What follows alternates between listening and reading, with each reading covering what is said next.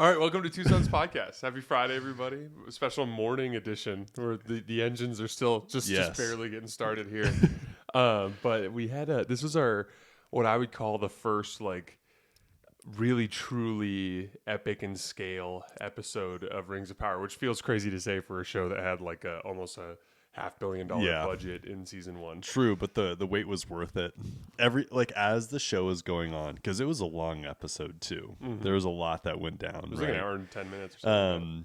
The entire time I was just like, oh gosh, I hope they still keep this show going. Oh, I thought the exact just because of all the rumors about it not getting the viewership that it should, and that's pretty much what I thought about the entire episode, because it was so good. This was by far my favorite episode out of any Rings of Power, and dude, it surpassed like anything that like Acolyte had done easily by miles. And the comparison was like a little bit saddening with how much better it was. And like honestly, with like how slow House of the Dragon was at the end too. True. I mean, the episode where Rhaenys dies was pretty incredible, but like and I'm kind of, I have a tendency to do this. But I'm kind of diving headlong into this whole Tolkien. I am too, man. It's like I'm not getting my fix from Star Wars anymore. Exactly. Just because it sucked so bad lately that I'm just like wholeheartedly leaning into Lord of the Rings. And there's being sporadic. Like, I mean, we have this Skeleton Crew show coming out in December, right? But there's just not a lot. Dude, and I'm just not getting my hopes up. Yeah, exactly. We've been devastated too many times. But like, dude, yeah, like I'm reading the Silmarillion.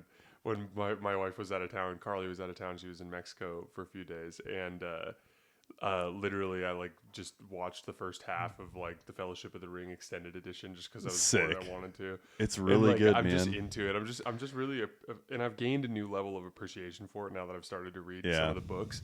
But I'm going to start with a curveball here for you. My first thought this morning when I woke up, and I don't know why, when I was thinking about the episode, was like, man, Arondir went out kind of soft. Yeah, I felt like that. I felt that last night. He is the badass elf, right? Just doing his thing, always kind of in the background. He's almost like a guardian, if you will. Mm-hmm. And then all of a sudden he's just dead. He gets stabbed. It was anticlimactic for his journey. So he follows the path of the decimated trees. He gets to where Adar is. He's about ready to like just recklessly charge in at Adar in his camp for some stupid reason. At which point Galadriel's like, "Hey, dude, this is a bad idea." Yeah, wait 10 minutes and get killed later. So that he does, and he faithfully does so. He goes to Aegon and helps in the battle, and then sees his chance to go after Adar. And Adar just basically hits him with the Arya Stark. It was like block stab. Yeah. No, you're right. It kind of sucked. Like, I'm not gonna lie, that was a tough watch. Yeah. Adar went off when he finally got into battle. Like, that dude can fight. Yeah. And actually, pretty much anybody who is noble who I wasn't expecting to actually fight, except for the fact that it's not Game of Thrones, but Lord of the Rings. They all kicked some ass. Gil-galad, like on his Gil-galad's double-sided sickle. Yeah, he was he was messing some people up with that thing, dude. Man. And at the very, very end, it was really sad to see how few elves there still were. Oh yeah, like was there was really sad. Like maybe 18 to 20, and he saw the orcs coming, and he's just like, he gears up, puts his helmet back on, and like pretty much says, "Let's go." He kicked ass. You see a force that appears to be at least like 1,000 strong in that initial charge, and they're down to like maybe 15 there at the end. And now, to be clear, it's one of the things I've kind of learned from the Silmarillion is like each elf does outfight or like a pretty large set of orcs, like 10 to 1. Like they're basically like superheroes. Right. Elves are, but like. Yeah, they're dead to rights. It was kind of a weird thing watching, because I have read the Silmarillion and just through all of I've read most of it. I'm like 2/3 of the way through, and like most of the like all the random little bits of like those like Wikipedia knockoff pages that are like all for any specific lore that you're into. Wikipedia is the best example of that. Yeah, exactly. Through all the reading, like I kind of had a general idea of what happened in this kind of saga.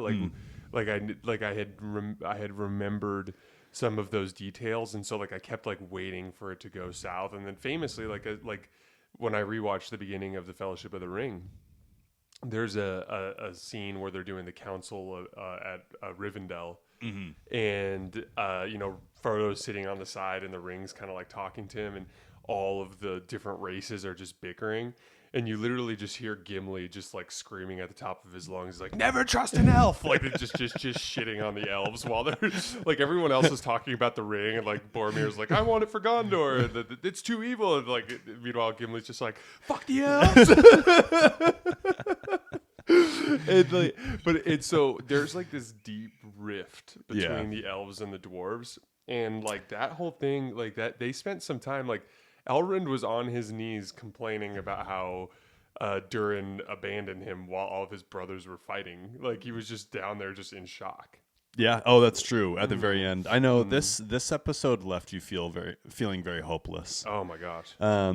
Which is one of the reasons why I have liked Lord of the Rings so much, is because they've always done such a good job of making you feel like true joy, but also like true hopelessness. Like it's incredible. The swings in Lord of the Rings is so good. Oh yeah, they're so good. And like the darkness versus light is so peak. Obviously it is literally on peak. Display all the time. Yes. When the cavalry was charging into the orc lines, they literally had like a shadow covering over the orcs, and like literally like there was like a kind of a blob of light. Yeah. And like each of the elves with their armor is like kind of glowing a little bit, and that's like intentional, like going all the way back to Peter Jackson when Frodo gets stabbed by the Morgul blade on the Watchtower thing. Arwen has to quickly race Frodo the 6-day ride back to Rivendell as the Nazgul are like chasing him, and when Arwen shows up, Frodo like looks up at her, and she's literally like illuminated. Like, it's crazy. And then there's that speech that with Elrond. Was it? Yeah, it was Elrond. Was it who gave the speech? I think it was Elrond at the very end that gives a speech about light and darkness. Yes, and it's like literally the most epic speech. I think it's to the rest of his elves, correct? That's right. It was like Mm-hmm. I think that was literally one of those really cool speech, epic speeches on light and darkness. It was one for the books. It's I was thinking about this a lot too, because I am just sitting at my house just loving this episode, right? Like loving it. And then I'm like, I wonder, the people who are hating Lord of the Rings right now, the people who are going through what we went through with Star Wars, right? Even though we were a little bit more soft on the Acolyte, or way more soft on the Acolyte than most. I wonder if they were enjoying it or not. I'm like very curious to see what sort of numbers this episode got, and if this episode maybe could like spur on more viewership for Lord of the Rings, or at least drive Rings some of Power. Buzz. Yeah, and like if it could pick up some steam to where people are going back and watching the rest of the season. It was that really was a phenomenal episode. I mean, we haven't even gotten in. We haven't even talked about any, it. Yeah, in any just capacity. been clamoring on. Like the whole everything with Sauron and Celebrimbor was like A+. A+. Like, it was so Dude, good. I feel so bad for Celebrimbor. Like he literally was tormented to the ends in which he literally didn't even care if he died anymore. His soul was so broken down by Sauron. Dude, literally, like that when he basically told Galadriel, like, I am going to be the one that delays Sauron, you go. Yeah. What was super fascinating about that is like I think it was half as much about sacrifice as it was about like him literally not viewing any value in his life anymore. Right. Like he looked even the way he was like talking to, he wouldn't even I guess the dead giveaway is that like I think that you would expect a certain amount of like natural fear of Sauron. And at the end, Celebrimbor's just like not scared of him. He's just like, yep, that's Sauron. Oh, you deceived me. Yeah, you're deceiving yourself too. Like you could tell he's so sick of it. Yeah. He's just like Sauron's speech about wills, and determination. it was kind of a catch-22 because his speech to Celebrimbor is actually what spurred Celebrimbor to like try and beat Sauron and cut his thumb off. I was like, okay, watching Lord of the Rings, and all of a sudden I'm watching an episode of Saw and watching a man cut his thumb off, you know, to get out of shackles. And that's another time when I was just, you know, so mesmerized by this episode, and I just thought it was like so diverse feeling, you know, like on one side you get these epic scale battles, and then right before that or after that you get these, you know, incredible scenes with just such detailed dialogue between two people that hate each other or two people that love each other.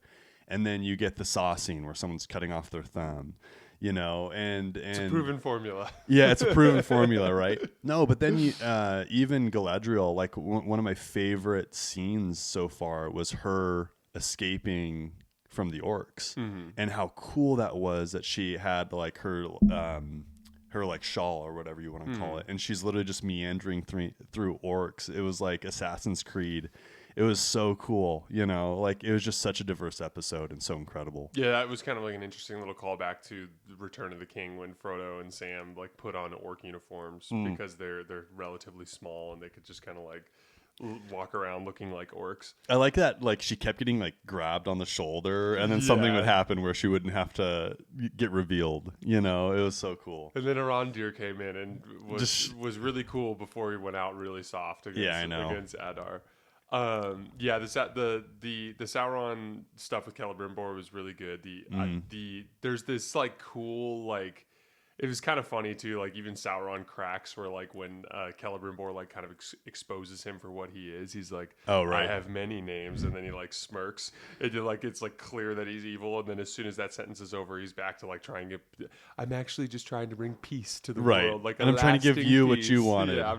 Yeah, that was like kind of weird. I was like, how did you expect that to work on Celebrimbor, where you're basically saying like this is actually entirely and completely your fault? Well, I know, dude, I know. It's like, leave him alone. I didn't even torment you. You tormented yourself through me. It's hard because, you know, the whole entire, again, another great speech, Sauron's speech about Morgoth and how he was used. Do you feel like that was genuine, or do you think that was him just using that as a tool to try and manipulate Celebrimbor? Or do you think it was a little bit of both? It was completely an attempt to manipulate. I feel like that's a common kind of trope too in these types of movies, that like I know you think I'm evil, but like I was underneath the thumb of that other evil guy, and so I had no choice but to be evil. Right. Like I feel like we see that sort of thing quite a bit. I'm blanking on like a dude. I feel like there's a Star Wars example that I'm missing too. Oh, dude, I have a real world example. Let's stay vague. A company randomly buys out another company, and the company that's buying out the company is like, we didn't want to do this. Like, we're stuck underneath the powers that oversee us. Yeah, I'm experiencing that right now. Oh yeah, that's right. Yeah. Dude,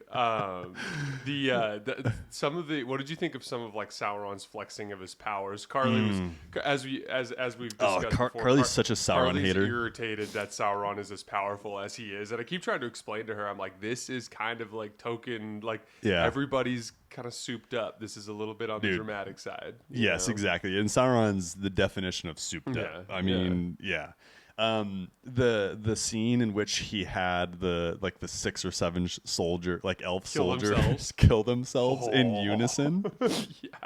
Wow. Dude, that was so cool. At first I was like, all right, we're gonna have them just battle each other, you know. It's like, no, it's even more simple than that. He literally just turned them on each other, and in one swift, you know, flick of the wrist, they're all dead.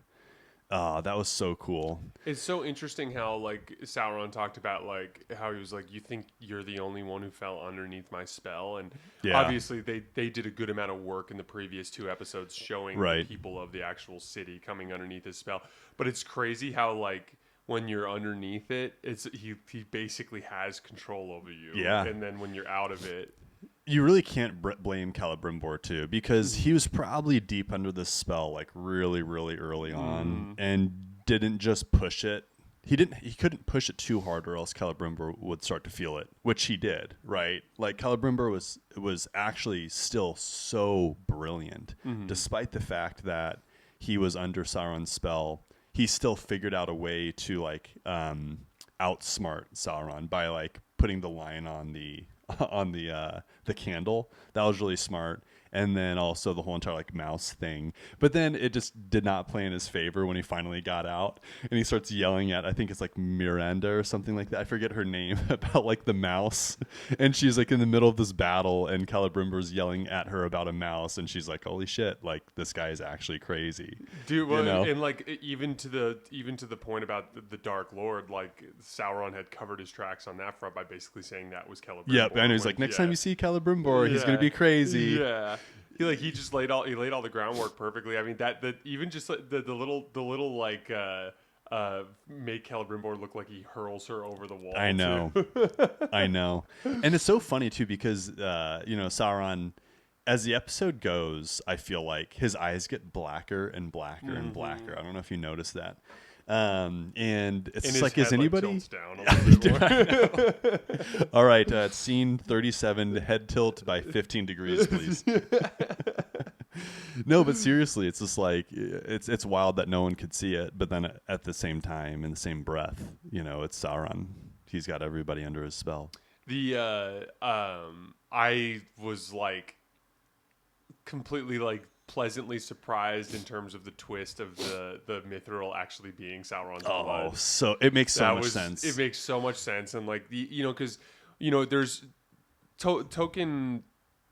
His readings are somewhat up for debate. It's been interesting to see. It kind of reminds me of Star Wars, where like like we have our arguments where you like look in YouTube comments and there are certain people that like have a certain opinion or a different opinion on what one thing is or so on and so forth. There's debates within the Star Wars fans.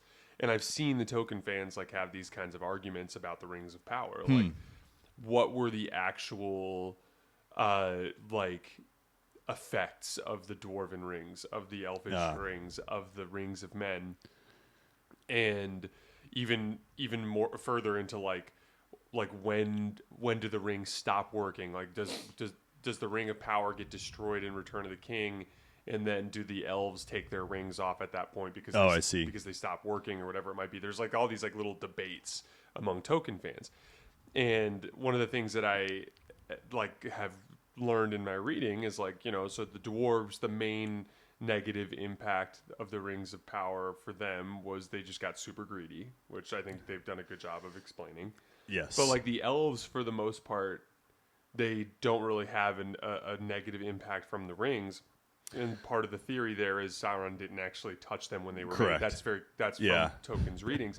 But like it's very clear that like the men who put the rings on, they get a little fucked up. Yeah. So what's kind of cool is like, well, if the rings they're wearing literally have Sauron's blood in them, I feel like feels a little hexy. Feels a little twisted. Yeah, that was a really cool reveal because episode 6. Sauron's just standing there cutting himself. And I kind of forgot about that. It was like, oh, it was weird. Yeah. Well, I saw the scratch on his hand at one point earlier in the episode. He kind of like looked down at it or something like that. It got like revealed on camera. And then I was like, oh yeah, I forgot. He cut himself. Oh no, that's right. It wasn't. They didn't show it on camera. I saw it on the episode preview. Oh, I see. So at the beginning of the episode, they showed the little like preview thing, and that's what's useful about those because he cut his hand a few episodes ago. So like I had literally forgotten about it. I think it was when he was in Khazad-dûn and asking for mithril, and they said no. Yeah. But that was great because then he just got to use his blood. Yeah. Yeah, that was wild. That reveal was really cool, and again, it was just really good filmmaking. These are tiny films, and like these are not TV shows to me. These are tiny films. It's so good, and it's just so neat when they keep having Celebrimbor come to these realizations, and it's like his workshop is perfect and in tuned.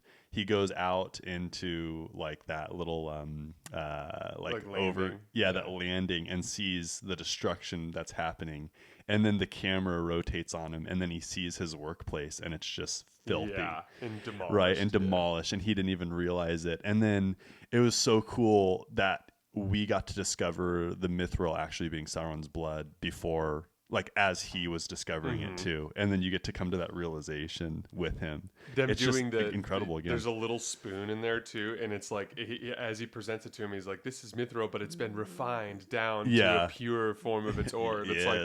It's like it's just a little soupy black like thing of Sauron's blood. Can you imagine everybody that's like actually watching that go down and everyone crazy eyes like? Just like, I think I saw him dumping blood into the face.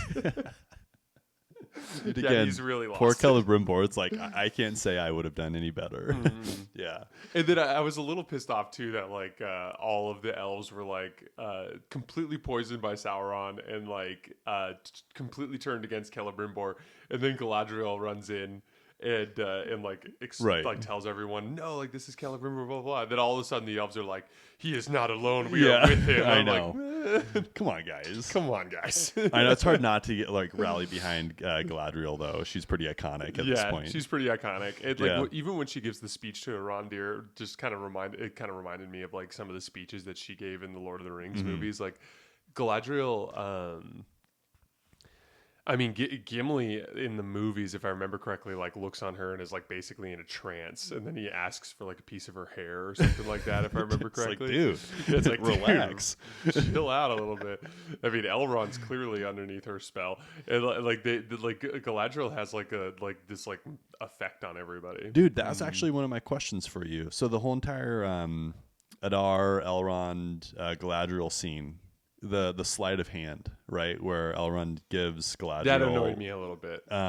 Well, so to me, I think it's super obvious that Elrond and Galadriel have no like love affection for each other, and that was purely for show, and that they both leaned into it. Because in the past they've never had that type of relationship. It's always been very like brotherly, sisterly. And Elrond is really pissed at her. Yeah, for taking true. These rings. So I think it was just like really savvy on their part, and I'd like to think that this is not even close to being a love story, nor is it intended to be. I think I agree with you. Okay, cool. Yeah, that was a pretty big miss on Adar's part. Oh, dude! He's sitting at the table and he like stands up and it's like click click. Yeah, and he like takes it out and then he's just like holding it. I know. And then he pulls it off. And then Galadriel leaves it. Galadriel, you don't know if you need that little spike to stab exactly. like an orc artery. Exactly. Carotid artery. Like you could stab a little neck. If if you need to. Dude, and it's a big miss on I know he's got a name, but Adar's like top general or one of his top generals who has the dude Galadriel who had the baby in the earlier episode. the father orc. But he's got literally a blade to Galadriel's neck and then is watching Elrond to like take that piece off and then completely misses it. It's like but to your point, the kiss I think was intended to try to smooth that over a little bit. Like True. Like you said, a sleight of hand. Yeah. While we're speaking of this particular character, you can tell that the orcs are starting to mistrust Adar, as the episode goes on, to the point where for the final push, that one general actually stays back. Did you notice that? No, I didn't. Yeah, so everyone's like on Adar's heels as they rush back into battle, and then that particular guy or orc actually kind of stays back as everyone goes around him. It's really interesting. So I wonder what part that's going to play. Yeah, so I was literally just going to bring this up. Every race is under manipulation in some way, shape, or form by Sauron, right? We didn't get any Numenor in this episode, but like I think there's a lot of manipulation going on there, and I'm actually really excited to talk more about that concept after this season with you, because like in the Silmarillion, I've been learning a little bit more about like some of the backstory about like the fall of Numenor.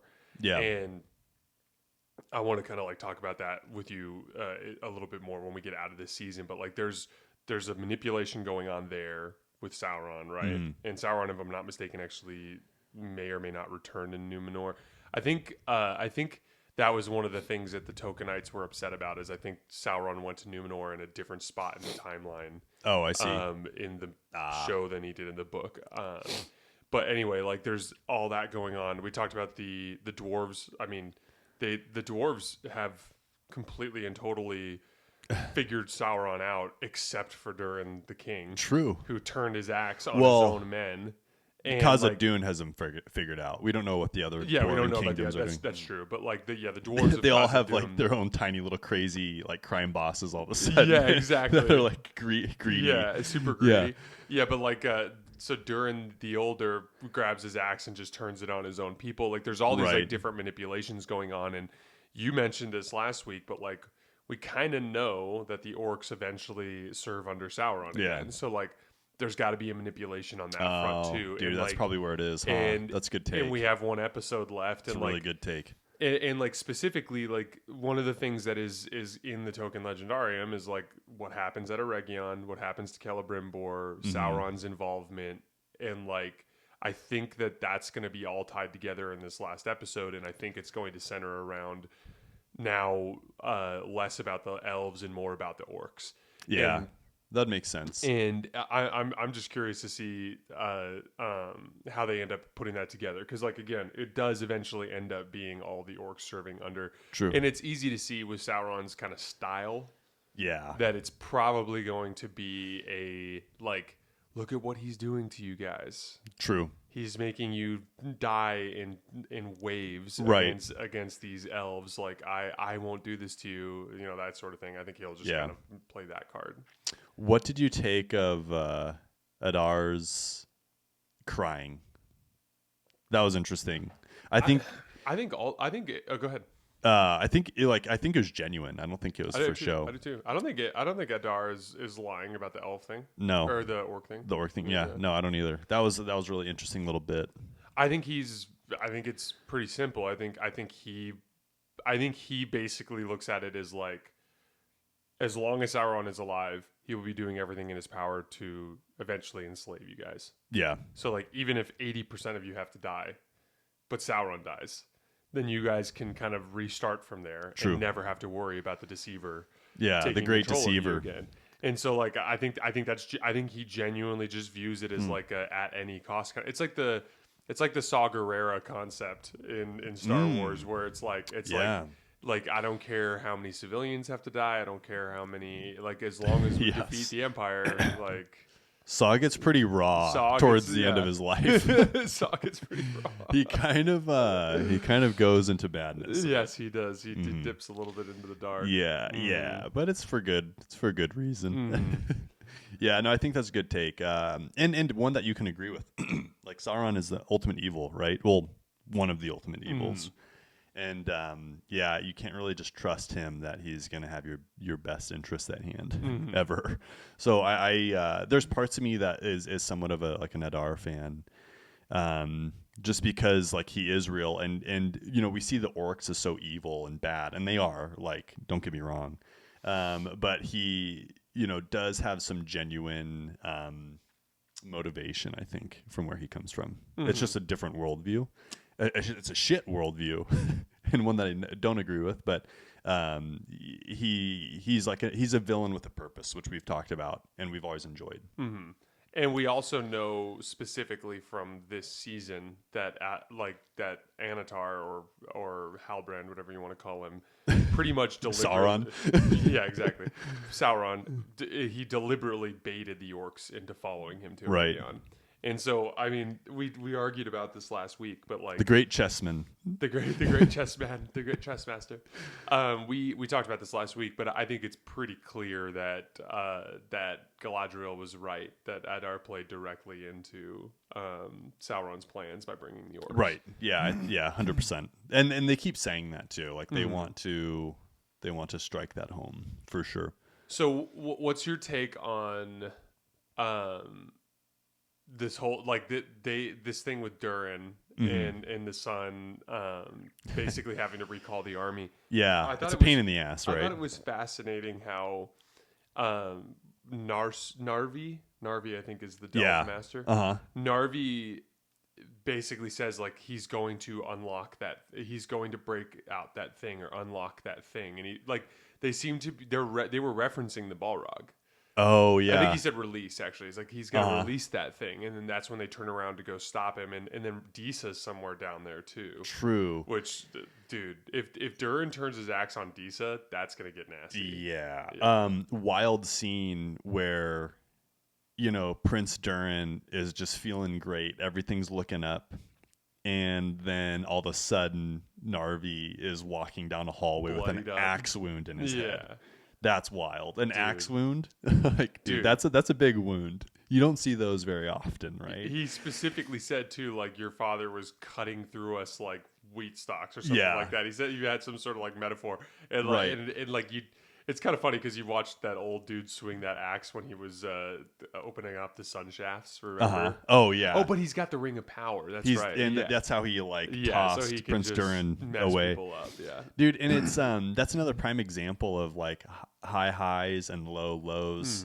And Harry Potter does a really good job of this too, where it's like magic, right? Like Prince Durin has this great speech. He has everybody behind him. He's walking out of that doorway and he's feeling good. He almost has like a smile on his face, and then it just gets torn down immediately. Yeah.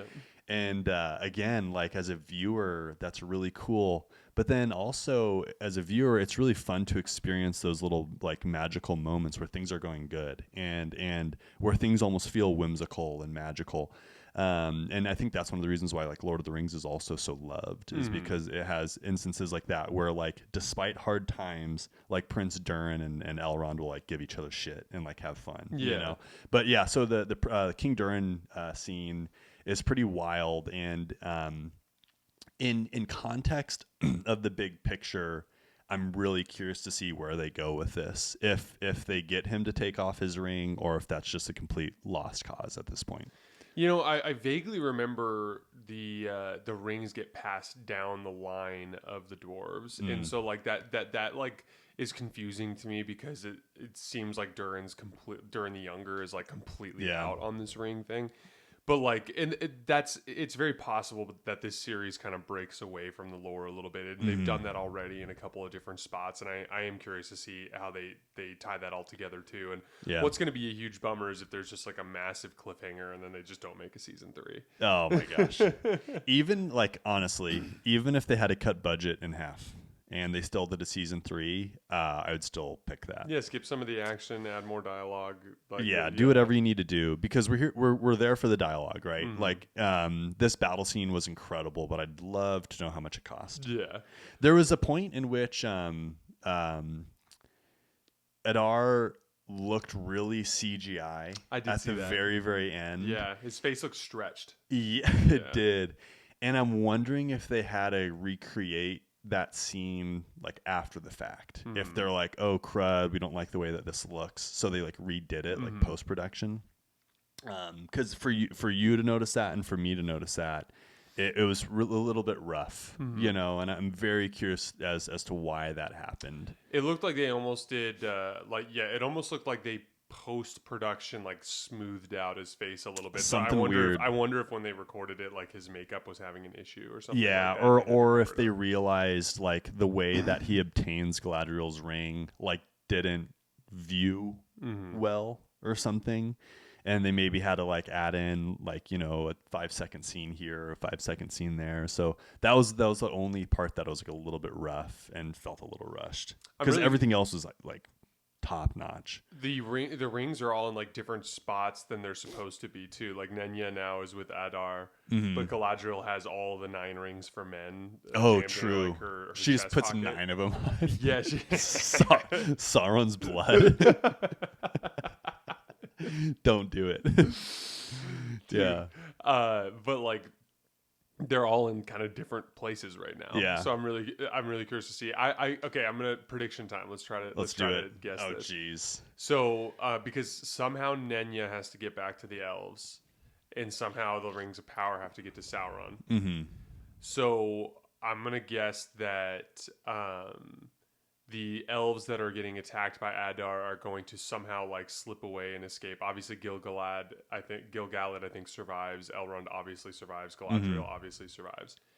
By the way, shout out to the messenger elf, the one that Elrond sent to go meet the dwarves. How many arrows did he have in his body? He was skewered a little bit. At least 5. Also, shout out to our elvish archer. Yes, Rand. Her last arrow. Yeah, dude, one of the most iconic I felt bad scenes. for her that she went like hours of combat without a single arrow wound, and then it was like. I know, dude. I know, and that was so cool. And Elena was with me, and she wasn't really paying attention, and I was like, "Oh my gosh, whoa, wow!" I kept saying that throughout the episode. So she started watching like right at that scene. And I kind of gave the rundown, and I was like, Elrond literally just gave like an incredible speech about like pushing through adversity and like that the fact that like her like arrow could be like the arrow that turns the tide, and then sure enough she takes like 7 arrows, and I was like, oh, like that's bad timing, and then she still shoots it into what effectively was a bomb. Elrond was just unleashing power move after power move. He was that entire dude. Episode. He's a man of he's a great swordsman, but also a great wordsman. Yeah, even when he's talking shit on the battlefield, when that guy was like saying all that nasty stuff to him, he's just like, die. Oh, I know, dude. And when he was talking shit to Adar, when they were in like the little orc town, and he said something like very poetic about how he was gonna have like Sauron or Adar's blade. Or neck at his blade or something like that. The way that he said that, I was just like, he's like, we'll reapproach this tomorrow with my blade at your neck. Yeah. Or something like that. What? Yeah. Kind of, well, it was actually his hand around your throat. Yes. It's a good one. Yeah. So my prediction is going to be Adar, as we heard from the meeting with Galadriel, said he wanted to take Nenya and Morgoth's crown and use the two of them to try to kill Sauron. Right. Uh-huh. So my guess is that we end up getting Adar going into Eregion and them cornering Sauron and having like a conflict with him. Oh, I see. But my guess is that instead of Galadriel doing what she should do, which is take all the rings of the 9 rings of men and get the heck out of Dodge, my guess is she's going to stick around and try to help Adar fight Sauron, and that's how Sauron's going to get the 9 back. I bet you're right. Yeah, that's a great take. But I don't know what's going to happen with Nenya. Somehow it's going to get back to Galadriel, but we'll see. Oh, Adar's going to die. That's what it's going to be. Oh, you think so? Oh, yeah, because then prediction. Sauron assumes his army of orcs. And so Galadriel will get Nenya off of Adar's dead body, but Sauron will end up getting the 9. That's my prediction as of right now. Yeah, I think that's totally a good take. The dwarves. I mean, can we effectively say like, hey, the dwarves are out on this battle for sure? Like, 100%? Yeah. I had a feeling, because like the battle for Eregion is like famous in Tolkien lore. It's like famous. It's one of Sauron's first big victories in this particular war. And so, like, I was like, this has to go south. Dude, somehow. rightfully so, This has to go south. It's he had 2 armies, like neither one of watching which were Revenge of the his. Sith. You're like, everything looks good. Like, the 4 Jedi are going to get Palpatine, and you're like, where is this going to go south? Any minute now. Yeah, literally. But yeah, I'm not sure. I would imagine that they kind of intended that to be drawn out as like part of the rift that forms between the dwarves and elves, because there's clearly a rift there. Correct. And I think that was like, but what's interesting is like Legolas gives a bunch of shit to the dwarves, but like for the most part, Elrond at the Council of Rivendell is kind of chill. Yeah. And he's just kind of like the stoic leader. Elrond's like a really cool character. He is. It's kind of funny too, because like his actual character is somewhat baby-faced.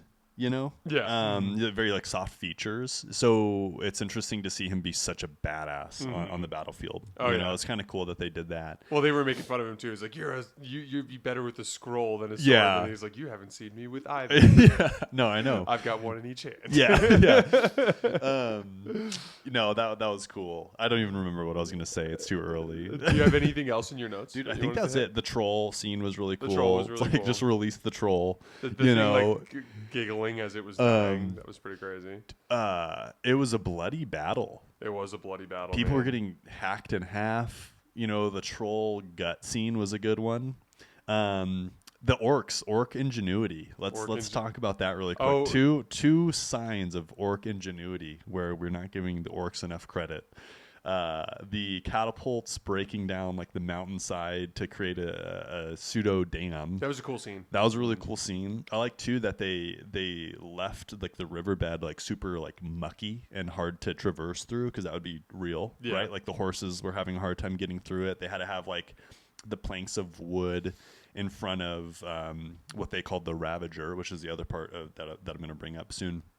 But then, the orc ingenuity, where they essentially created like this really savvy battle ram where they'd like stick, spikes into the wall and then they'd adhere it. Yeah. And then they'd use what was kind of like a giant crossbow, but with like it's like a giant scorpion. Yeah. That they basically attach to an arrow that is strapped to these giant pikes that they like drive into the wall. Yeah. And then they just fire it away from the wall. Yeah, well, it's kind of a genius. Yeah, I think really cool. I think that's what it was. Like it was like a giant crossbow bolt on a scorpion that they like hammered into the wall, and then they fired it away from the wall, then and it like used pulled out. It pulled out the base. Yeah. Super cool. Yeah, just like really good, top notch stuff. A lot of effort got put into this episode, and it took a lot. It shows. Like the scorpion pulled away from the wall. The big troll thing. It banged on the wall a little bit, and then a bunch of like lines of orcs pulled on it with chains, and then they finally got it to break down. Yeah. It was cool when the troll got that gut shot where he's just bleeding from his abdomen. Dude, that was gnarly. Yeah, they made it clear too, like this is the one that got him. Like everything else was like, because like I think it was Arondir or someone got him with an arrow at the end. Yeah, that was like a kind of like a pretty. Yeah, I think it was Arondir gets him with an arrow in like the neck, and then he like falls, but it wasn't like that significant of the wound. But he just gets like basically pulled. Dude, he was just there for a good time too. Dude, he was just there. Dude, he was like a death and destruction. It was just like what he enjoys to do. Exactly. He died like cackling. Like laughing. And that's like one of the interesting things about the Tolkien universe is like there's no messing around. Like it's good and it's evil. And by the way, that's what's so stupid about the way that they show the orcs like as like their families and their like Tolkien doesn't mess around with that. It's like they're evil. Like, and by the way, Peter Jackson does that where it's like every time they go to Mordor, it's like here these two random orcs just decided to kill each other and eat each other for no reason. It's like True. They do it in Isengard, the group that catches Merry and Pippin. Like they're just like one day they just start eating each other. it's crazy. That's like what they do.